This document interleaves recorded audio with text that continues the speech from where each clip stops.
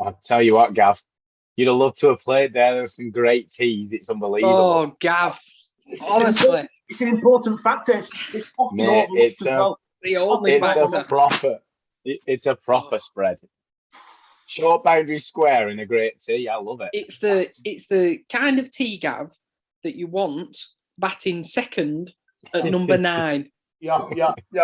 Where you can fill your boots and put your feet up and not have to, and then you can have a little sleep as well if you need to. Honestly. Aslington went through it years ago, went through a phase doing this week's second 11. They might not have done it in 50. But for tea, they had pie, chips, peas and gravy. Oh. So you don't turn that down, do you? So I'm there. No. There must have been short trial opening batting. And I couldn't turn it down. I had to have it. And honestly, I felt terrible walking out to buy it. Honestly, well, were you pulling a caravan? Yeah, well, we're doing that anyway, Dean. Really. Honestly, all I wanted to do, when all you want to do is just have a kip because you've eaten too much. That's all I wanted to do.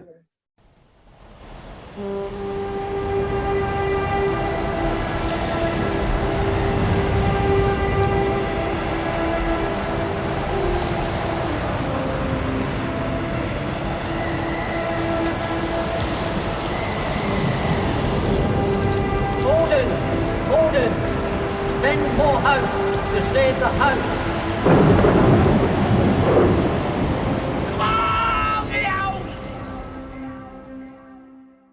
So hello and a warm welcome to all our listeners. We have another great episode tonight with another top guest, the one and only Dean Barlow. Great that we've got Dean on so we can get a view from inside the dressing room as well as the usual input from the man with the gloves, our Joe Martin. But as always, we'll just say a quick hello to the rest of the gang. So tonight we have self, Joe Martin and Gary Morehouse. So I'll just say hello to the two chaps first. So Joe, how are we? Very well, thank you, Gav. How are you? Yeah, good, thank you. What have you been up to this weekend apart from getting a glorious 12 points for the Super House? Yeah, no, it was 12 points in the dirt this weekend. Which was good. I didn't do a lot, Gav. I went running and that was pretty much it. But it was a good weekend. As I'm sure you'll be able to testify to. As you get older, it becomes more difficult to do more. You've had a game on a Sunday. I usually followed up with about 15 pounds. So. Gary, how are you, pal? I've spoken to you for a while. Is everything all right? Yeah, it's all good down here, Gav. Good to see you, mate. Good luck with the standing hosting duties. Well, it's not going to run as smoothly as when Jeremy does it, but I'll give it a go. You'll be top dollar. Dino, welcome, Dino. Cheers, Gav. How are we, mate? We okay? Yeah, wonderful. Thank you. So basically, since the last podcast, first 11 have played 2 further games. That was a loss to Walsden and then a return to winning ways against Norden. Mass were never my strong point, but I made that 3, played 3, won 2. Yeah? Correct, Gav. That's a good start. So, Dino, we'll just jump in with you. And obviously, Gary, I think you saw a bit of a stream, didn't you? Yeah, just a bit of it, yeah. Yeah. And obviously, I hope Joe Martin were watching because he would be out stumps. So, but we'll go to you, Dino. So, great to get back to winning ways yesterday. Looking at the card, 60-odd from Frankie, good 20-odd from Young Henry, Farfra from Ruan, not forgetting you, a fine 50-odd from as many balls from you. So, talk us through it, mate. Yeah, good. Really, really good. I think we lost a few wickets early and there was 20-odd from Joe in there as well, actually, that really sort of steadied us because otherwise we'd have been a little all over the place, I think. And so we were, what were we? I think we were 115 for 5 when I went in. But before that, it was, I think, I was thinking about this earlier, actually, and sort of what was important and whatnot. And I think, actually, if I think about it, Ben made a really good decision, actually, in letting Henry go before I went. Because when Henry went in, they were bowling two left arm slows, one from either end. And I think when he went in, they started changing things that they didn't really need to change. They brought an off spinner on from the top end who bowled a half tracker and a couple of full balls that Henry swept. And I think it really messed up where they were getting overs from and what was gonna play out for the rest of the innings. So I actually think all credit to Ben actually for sort of changing that on the fly and sending Henry first, who did really, really well. yeah, and then after that, me and Frankie just finished it off with a few boundaries, and good fun. Happy days. The one thing that I've noticed so far this year is they really seem to be getting some good partnerships together all the way down the order, which is great to see. I know it's a cliche, but it's it's been good to see, really. And it's even the game that we got beat, we some decent partnerships in that. And one of the things we spoke about prior to starting the season, one of the things that Ben's quite big on it this year is just trying to soak up a bit of pressure and trying to stay in games a little bit longer and not losing wickets in clusters like we did pretty consistently last year. And we've done pretty well in the first few games. Even the Walsden game that we lost, we were only 30 short on a difficult track chasing 220. So we've done well to stick in there and pick points up even when we are losing, which is something that we didn't do a great deal of last year. Absolutely, yeah. So you were watching it on the stream, Gary, yeah? What did you see of the game? Did you watch a bit of both innings or just our innings or? Well, I think it's probably worth noting, Ben won the toss, and at 50 odd for 5, given what Dean's just said about soaking up a bit of pressure hanging in games, that would look like it could have, spiraled as a plan pretty quickly. But fair play to, partnerships down the order there, to put 150 on for only loss of one more wicket. That's what teams used to do to us. We back in the day, I'm not talking recently, but that was my memory a lot of time. We get in ourselves in a pretty reasonable position many occasion, and somebody would come in at 7 or 8 and just smash 60 or something from nowhere, and you're in tatters. So I think again, sort of, I'm not going to comment on shots or anything like that because I don't know how the track was playing and or anything else, but. I think the only notable wicket that I thought, maybe there's a bit of story to hear about that. What happened was Paddy's run out. I mean, first when I saw it, it was like, oh, maybe that's a good bit of fielding, or maybe Francois sold him down the river. But actually, when I looked at it back, Paddy sat on his bat a bit, isn't he? Let's be honest. Yeah, I think so. And then he realises about halfway down track he's got to put a spurt on, and obviously don't make it. But other than that, you can't really say there were crazy shots with her or anything like that. And I think it just looked like again Henry had another on back of his Rams bottom, his little knock there, just hanging around and soaking up a load of balls with Tom and that and Joy. So yeah, it all looked good to get to 200, brilliant. And without, I suppose again got to mention Pretorius coming in, and probably the expectations of the last time we saw him smashing it all round Chatburn Road. Probably the fans especially are probably thinking, we'll have some more of that, please. Yeah. And once he goes for teens, whatever it was, 14, 15, but brilliant, fantastic to see. And you've made some really great points there, Garrett. I'm not going to discuss the run out for numerous reasons, as is common on this. I wasn't actually watching. Here we go. At the time. Arsene Wenger's in the room again. Yeah, I didn't see it. But I think your points about having partnerships down the orders really valid, and it's something that I think in previous years we probably would have collapsed to 130, 140 all out. And also with Ruan, although he only got 16, he didn't soak up a lot of the pros bowling. They opened the bowling with him, and he bowled. I think he must have bowled 7 overs first up, and I'd say 3 of those overs Ruan faced from him. So he did a really good job then as well. He's only 240 in that 16 and off 32 balls, so it's been very, very watchful, hasn't it? And not crash bang wall that Gary was referring to earlier. Yeah, no, it's good. Dino, I haven't actually discussed with you with your batting, and I might be stealing some of Gav's questions here. But when you came in, I was walking around with Nigel and Joe Beneduce, and we were saying, looking at it, we'd probably be happy with 170. 180. What were you saying with Frankie whilst you were out there? Do you know what?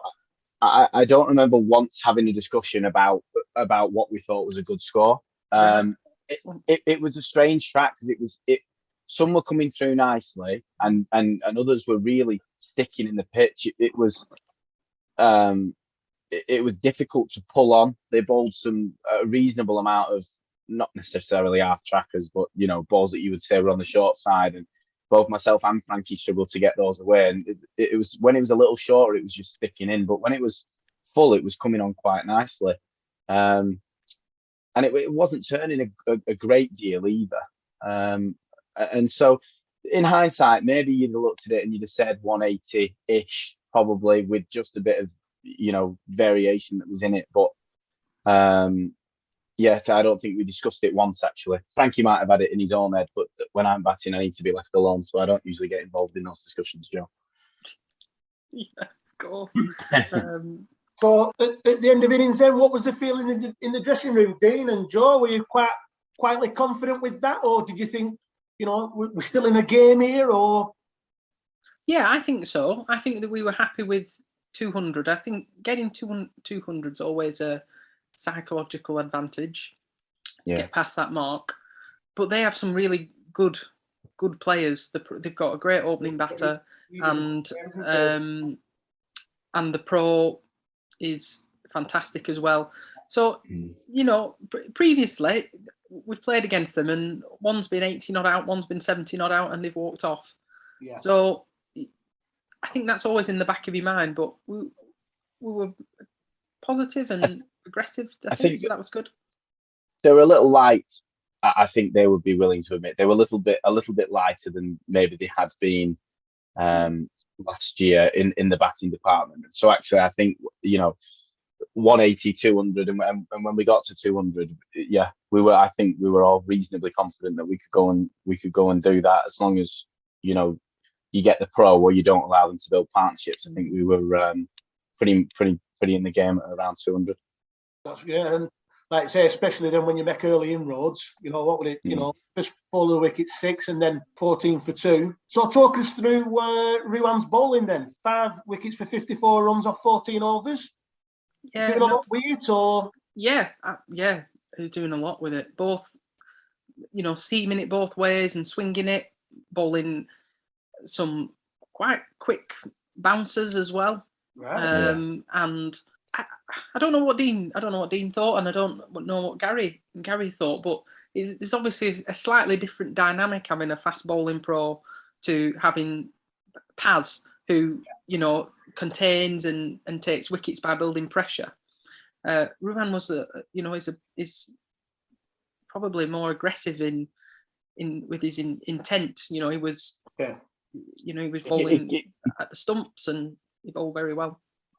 It gives a bit of a different dynamic in general, doesn't it? Because Ruan came out, and like Joe said, he was bowling quick. Me and Ben were both stood at slip, thinking, I don't really fancy whether he's flying through. They won it first over, Dino, weren't they? Oh my God! Through. I put my arms up when it hit the boundary rope, so it gives us a little bit of a different dynamic, because he came in with so much energy and didn't like. I think he took a little bit of an exception that the captain wasn't wearing a helmet, and so he got right into him straight away, and it gets you going a little bit, doesn't it? Yeah. And that's not to say that you don't, that it's not no kind of slant on Paz at all, because what Paz does is brilliant in a completely different manner. But what it does is I think it got us all going a little bit, and there's a bit of words and a bit of energy out there. It's good. And sometimes, I guess, like when you got Paz coming on, I know he's opened the bowling on occasion, but more often than not, it'll be for second change or something. Yeah. When you've got a seam bowling professional who's going to choose the best end, normally if you've got Joey, Tom Walker in this instance, but somebody else opening the bowling, seam bowling, then I suppose they've got to just adapt slightly, haven't they, to having a seam bowling pro at the other end. It's definitely, Gary. I think it put them on the back foot a little bit, actually. Yeah. I don't think they were. He did bowl really quick. I haven't stood His that first far back for quite a while. Were rapid. They were sharp. They were really quick. Yeah. My hands He's still very hurted. skiddy. he's very skiddy as well. So when he is bowling those shorter ones, there's no massive cue in his action either for when he's bowling them. So he caused a few issues, and I can imagine it was a little bit uncomfortable for him, to be perfectly honest with you. Was there a lot of shoulder in it? Because he didn't look to have like an express run up or anything. You know, like No. you weren't like look as though he were quick at crease, but I mean, from what you were saying, he were obviously quick through air. Yeah, I think it's all in his action. He really whips his arm over, doesn't he, Joe? Right. Yeah. But I think on the point that you made there, Gaz, where you're talking about potentially our opening bowlers having to adjust to bowling with an opening bowler, a professional that opens the bowling at the other end. Enough can't be said actually about Hawkeye and the spell that he bowled, because to be able to go from doing what Joey's done for such a long time, which is to open the bowling with the keeper back and a slip, and to now be able to bowl, different variations with the keeper up through the middle overs and go at 2s and 3s. It has been incredible for him from the last year and this year, actually, maybe even 2019 as well. He was doing it a little bit, Joe, wasn't he? Yeah, absolutely. He was very good.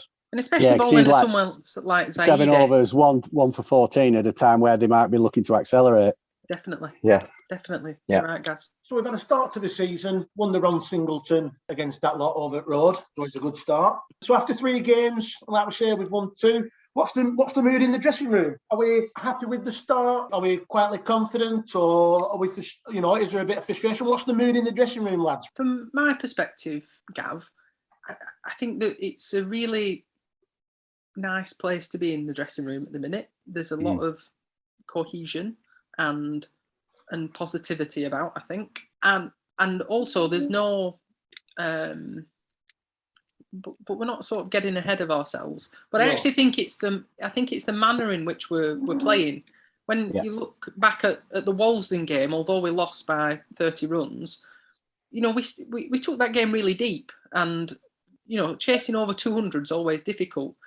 And as I said previously, we probably would have collapsed before. Yeah. But we're batting for longer periods of time, and it might not work all season. There are some games that can get away from you. But I think that we're in a reasonable place, but we can't get complacent. I don't think, just because we've had a good start.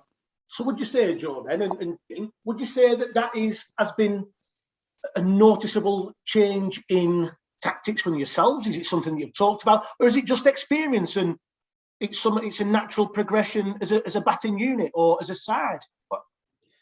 I think it is. I think it's probably a bit of both. It's obviously quite a deliberate thing. As I say, we had spoken about soaking up pressure, but actually, if you look at the people that have kept us in the games, both this weekend and then against Ramsbottom, Tom Walker's 18 and Henry's 17. Yeah. To say that it's experience would maybe a little, is maybe a little harsh on them. At Ramsbottom especially, and then Henry again this weekend, they have really, really kept us in games and got us to a point where we can go and win that game. Yeah. And so, yes, it is deliberate. We are trying to stay in it a little bit more and to not lose wickets in clusters, as I said. But it's not. It may be experience for some, but the way that Henry and Tom have both batted in those games has been unbelievable for lads of their age with their experience. And I think how they've applied themselves, not just in the batting, but with the ball and in the field. Tom probably hasn't bowled. I think he only bowled 4 overs at the weekend, but he took a really important wicket, and he's also, he's a young lad, but he's also playing in a good team, where some weeks someone's going to bowl really well and take those wickets, and he did his job first up by getting that early wicket, because their captain can be really destructive. So he did a fantastic job as well. Dean, if I can just ask you, as the guest tonight, you've had a decent start to the season, haven't you? Obviously, good innings on Sunday, a 40-odd at Walsden. Talk to us about your start to the season. Have you worked on anything specific over the winter, or have you just thought, change of attitude, or what? Yeah, a definite change of attitude. I have actually changed something technically, but I'm putting absolutely no emphasis on that whatsoever as far as actually, the runs that I've scored. It is just it's an attitude thing. I'd sort of got myself into a place over the last couple of years where I felt as though I was I needed to bat in a way that maybe didn't. Well, it doesn't suit anybody. I was trying to go from ball one all the time, and it just wasn't working for me. And it was again Ben that came to me at the start of the season and just said, right, just get simple things that you should learn when you're 18 years old that I seem to not have picked up. But give yourself a bit of time and allow yourself to sort of build an innings. And I think both against Walsden with 20 odd, and then again this weekend, if you look at, especially this weekend, if you look at the way that the innings went, I started slowly, and then both myself and Frankie were kicked on later on as soon as we saw a bit of light at the end of the tunnel there. And Frankie's had a decent start to the season as well, hasn't he? Scored a few runs and yeah, he's had a great start. Absolutely fantastic. He's invaluable, really. He really is invaluable to us. He's to have him going in when we were losing wickets on Sunday was just what we needed to have. But that experience, isn't it? All joking aside, it's that experience, and it's just what we needed to steady the ship. And he's got great temperament as well, Gav. Yeah, absolutely. He's probably our best player with spin as well. And so to have him going in with the pro bowling and there was another left arm slow at the other end when he went in. That's exactly who you need to go out there and just soak up a bit of pressure and play it around. So, looking forward to next weekend, Haslingden, isn't it, at home? Yep, that's right. They're promoted this year. They've had a decent start. They've also won 2 of the first 3. What are we expecting from Haslingden? Well, Dino might be better answering this one. But they're always in for a good game, I think. They're a good team. Yeah, and I think they'll probably have a sub-pro this weekend as well. So, the pro hasn't managed. The pro hasn't managed to come. I think he was Western Australian wicket keeper. He was. I'm gonna sound like a right loser because I know all this, aren't I, Joe? He finished second in the Sheffield Shield run scoring table this year. So he was a real pro, and he was. He's also a wicket keeper. He was going to wicket keep for them. So I think actually they're having to not necessarily make do, but they haven't got the first choice of what they necessarily wanted. But they're a good side. They've signed Minnie Barder this year from Tenny Scholes, and he's a good player. They've quite a few lads as well, actually, that bat and bowl, so they do bat reasonably deep as well, because they do have a few lads that do both. So they're a good team, and they'll do well. And I think that they'd have been a little bit of a dark horse for the top 4 or 5 had the pro come over. They'll have Coleman in middle order. He's a decent player in team. Yeah. A good player. Yeah, absolutely. Yeah, Lewis as well, and they'll be tough to beat, I would imagine. Looking at Joe, you mentioned earlier in our conversation, just taking the focus away from the first team for a second. It's been a decent start for some of the young lads, hasn't it? Looking at the second 11, they've also, from 3 games, have won 2. Looked like we had a strong side out yesterday. We've knocked them off 1 down, haven't we? 190 for 1. Good to see Simi start the season well. Yeah, always good to see Simi do well. He's a fantastic club. Yeah, he is. Club player. He'll do anything. He played on Sunday and then played on Monday and for the fourths and gave them a little bit of leadership in that team whilst they were fielding, and so it's great to see. Yeah, I think the seconds have had a really good start since I think they lost the first game, but since then they've bowled well and they've batted well, and the reports from Matt have been really positive. So, and obviously there's a lot of focus on the youngsters in that team, so it's been great to see them doing well. Absolutely, yeah, and it looks as though some of the performances have been shared about as well. I mean, the on-stager Step to Haggerty got 80 odd the other week, didn't he? He did, and then he went on holiday. That's a very familiar. He used to do that very frequently, didn't he? He used to get 80 odd, go on holiday to make sure he kept his place. I didn't know whether we'd signed Phil Haggerty or Judith Chalmers. It was unbelievable. I would hope that Haggard has put a considerable contribution to the end of season doing the fines pot for going away a week after getting into. Yeah, but some of the youngsters have done really well. Tom York Robinson got his first 50 for the second team. Yes, and I saw that. Yeah, I did actually see that. Yes, he batted really well apparently. Yes, it was very good, very in control, and it was good to see. A couple of other noticeable performances. There's been quite a few, but just one or two that I've just pulled out. Young Joe Edgar, he's already had 100, first 100 for the force, and then a 5-foot weekend after. That's not bad, is it? Fantastic. One of the APP players. It's been really good to see. Joe Edgar he's got really solid defence, but can attack. His 100. I watched him get his 100, and it was faultless. It was such a good knock against. There were some young players in their team, but there were also some experienced ones as well. Yeah. And it was fantastic to see. It was brilliant, and he's going to be a great player in the future. Yeah, I saw him back once or twice last year. Actually, I was quite impressed. I must admit. And I think his brother got 100 on the same day as well, didn't he? For that might have cost Kelvin a couple of quid.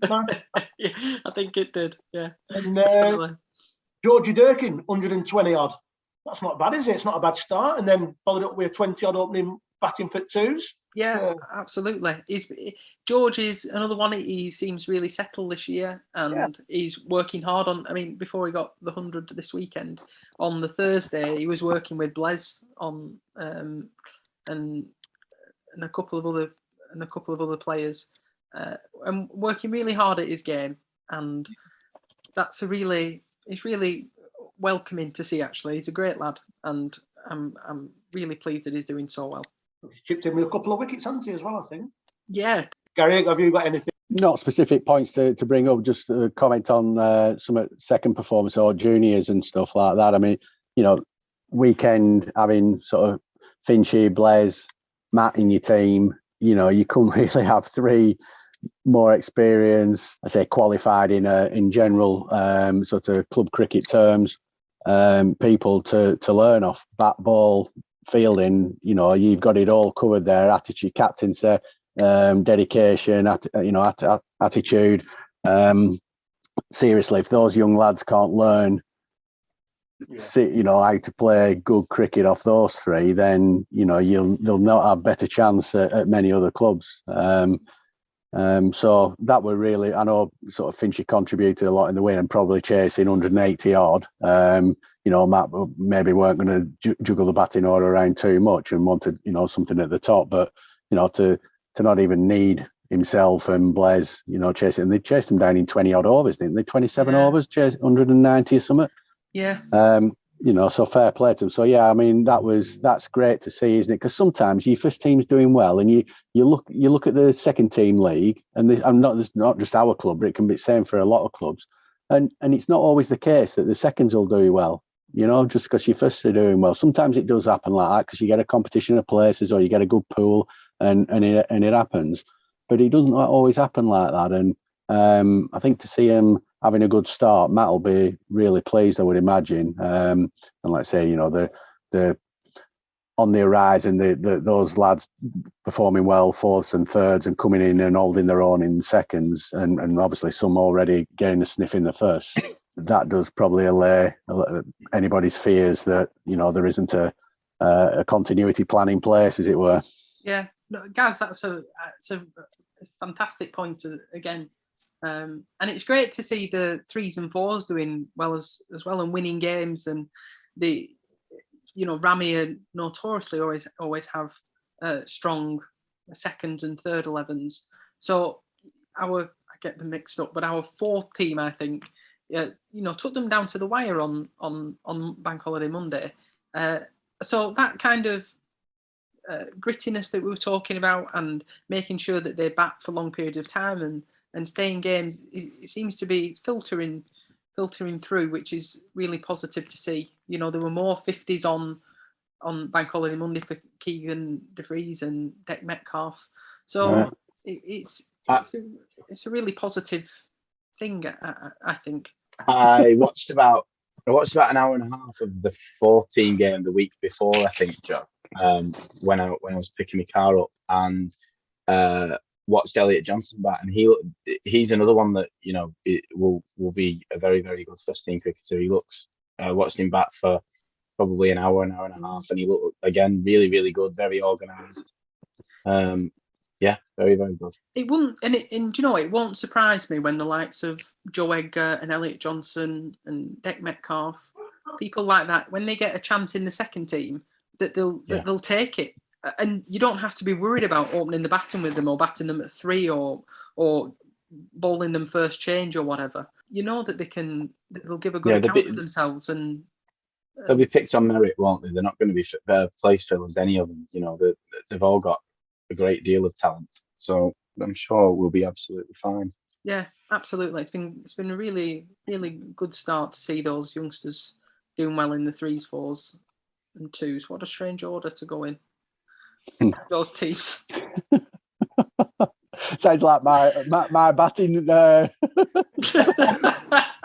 used to be my 3-4, my first 3 scores at season, John. Not much better after that. Me too, usually, Gaz. I won't worry about it. No, do yourself a disservice, Gav. In one of the friendlies, actually, Joel Sharp, we were talking about how far he lived from Cone. He lives relatively near, and we were asking, well, how long does it take you to get there, Sharp? He went, between 8 and 7 minutes. When has anybody ever put anything in that order before? Excellent. It's a very, very Joel Sharp thing to do. Yeah, he's a good lad as well. He's had a good start. He'll be in some runs soon, I think. Well, as well, this weekend it's the first round of the Worsley Cup, and we've got Rottenstall. So obviously, there's no one going to know more about them than you, Dinos. Give us the inside track. What do we expect from Rottenstall? One of my favourite clubs, Rottenstall. Yeah, mine too. A lot of town from, but what can we expect, mate? I'm not entirely sure, to be honest. From what I hear, they've got some really useful players. The opening bowl, they've got an opening bowler that's really quite good. Matt Kershaw's a good batter in either division. Scores plenty of runs when he plays. And there's a few others that are really decent players, and they could cause an upset to anyone, I think, on the day. Especially if they get a performance from a pro. But from what I hear, the opening bowler might have a little strain, so I don't know if he's going to bowl or not. I know he didn't bowl this weekend when I looked at the scorecard, so I'm not entirely sure, to be honest with you, mate. We'll just we'll have to see where they're at. But I think that they're more than capable of causing an upset to anyone. I think on the day they've got 2 or 3 decent bowlers, and if they can find some overs elsewhere and a sub pro, and have we got any? Are we a full side, or have we got anybody missing? Or it would be pure speculation at this point, Gav, as the team hasn't been announced. But I believe there are 1 or 2 missing. Yes. Right. Gary, you need to get pads on with it. Yeah, no, I don't think you're that desperate, but Jesus. And Rottenstall, they've won they've won 2 of the first 3 in the league. So they'll be carrying, a bit of momentum and a bit of confidence well on the line. I know they chased 280, didn't they, at the weekend, and the pro got 150 odd or something. So, obviously that's a big chunk out of that. But I think it's one of the where's the cup. Sometimes, obviously, a lot of different things can happen, but using your bowlers, using your 5-6 bowlers or whatever, often, it can be the main difference. And you look at our strength in depth, and without throwing the mockers on it, you'd like to think that we sort of hold court in that department first. But like I say, on the day, upsets happen. So I think we'll just have to be on his guard just because they're in the second division. Don't mean to say that they're going to be a walkover. Absolutely. They're probably a little bit more geared towards the bowling side as well, actually. Which if you can get a good start, if you bowl first and get a good start in a cup game, and you get someone, regardless of division, 50 odd for 4 or thereabouts, you back yourself to potentially get them out in a manner where you could chase that down. So regardless, I think that cup sides are probably good bowling sides and complemented by batting, and they're a good bowling side, and it's probably the strongest suit. So yeah, be a good game. Let's hope we apply ourselves, and we're in the hat for the next round. Come the end of play, hopefully, fingers crossed. I say, you know, as defending champions, you don't want to fall at the first, do you? Absolutely. Although we do have a history of doing that, Gaz. Sorry. Sorry to put a dampener on it, chaps. I almost wish that we were playing away this weekend, to be perfectly honest with you, because it would have been nice to go and have a game there, but never mind. And it's only 5 minutes from where you live. It's I could have a few beers afterwards. Walk home. Yeah, and on that note, haven't they just made the bar renamed it the Peterwood 1227 bar or something in honour of him? So I'm sure that'll take some christening as well. So you played against Peterwood, weren't you, guys? Yeah. Did I make my debut against Ronstal at Rishton? Anyway, but played against Peterwood, and I think, you know, to be fair, I mean, he was a super player even then. But I believe the sort of, you know, 10 years earlier, when he sort of broke league records and stuff like that, from what Stan and Rusty and Iggy used to tell me, you know, you played them, and that was, I mean, they had a few good players, don't get me wrong, but he was the one who they wanted to see the back of. He just looked like he'd so much time, played every shot, and classy. You know what I mean? It wasn't smashing it around or whatever, even though, you know, he could throw a long handle at it if he needed to, but everything was just classy. All shots, front and back foot, and I'd never really seen an amateur player play so many good shots off the back foot as him. He was, and I probably 2 or 3 seasons played against him, so I didn't see him. You know, Jez had probably come into it when Jez was starting up and he were whatever. But so shame, but good to see that they're remembering him in such a way, and that's, you know, like a permanent reminder for all visitors, isn't it, to see that? Yeah. And well said. And an extremely nice man as well, guys. Always had time to talk about cricket, and you know, wasted his time trying to improve me a little bit a few times, but a lovely man. Yeah, very nice. Good. Okay, so I think that rounds everything up for this evening's chat. So just finally, just give my thanks to Joe, Martin, Gary, and also Dino. So thank you very much for your contributions this evening. And just before I leave, if I could just give a reminder to all our listeners about the charity T20 on Friday, the 13th of May. That's Lowerhouse versus Padiham at Lowerhouse. It is in the aid of Casual Minds Matter. Entry starts at 6:15. Entry is by donation. Suggested £2 adults and £1 concessions. And both Lowerhouse and Padiham are looking to ensure this is an annual event. If people are, you know, they're at a loose end and they want to go down and watch a good game of cricket against 2 good local sides, it'd be great to see you. Thank you very much for listening, and we'll see you soon.